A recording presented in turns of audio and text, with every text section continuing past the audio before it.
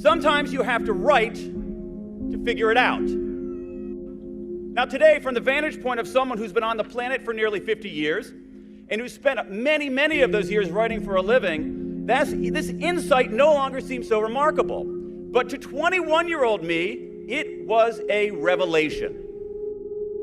But what I didn't realize then is that this advice wasn't just savvy guidance for how to write. It might be the wisest advice I know for how to live. Every one of you seniors today is thinking obviously, about the rest of your life. And many of you are thinking about it in a systematic, thesis, outline, execution sort of way. You've come up with a perfectly formulated aim. You've outlined the precise steps that will get you there. And now, once your diploma is in hand, you'll move to the execution phase. And the way to be okay, we all believe, is to have a specific plan. Except maybe it's not. Sometime before graduate weekend ends, try this experiment for me. Find someone in his or her 40s, 50s, or 60s who's doing something you admire, something that contributes to the world, something that you might like to do yourself one day. Then ask that person how they got there. I guarantee you, 97 times out of 100, the smartest, most interesting, most dynamic, most impactful people will answer that question like this.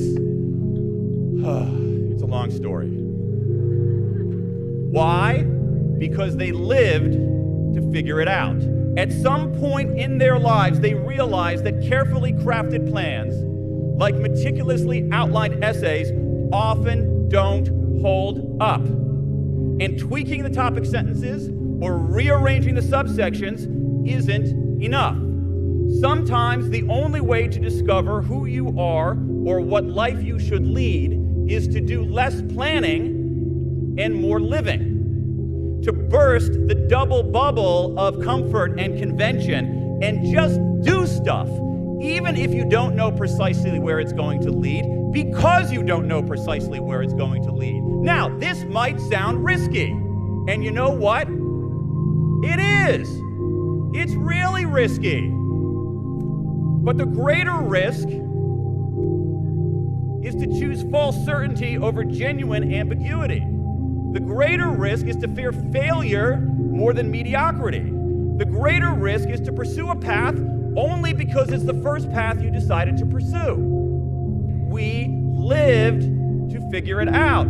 And this is much less frightening than it seems. Believe me on this. So fear not. If you don't know what you're doing, that makes you roughly as competent as everyone else out there. And if you, unlike so many of them, are willing to throw away the outline when it no longer makes sense, to live to figure it out, you can do great things.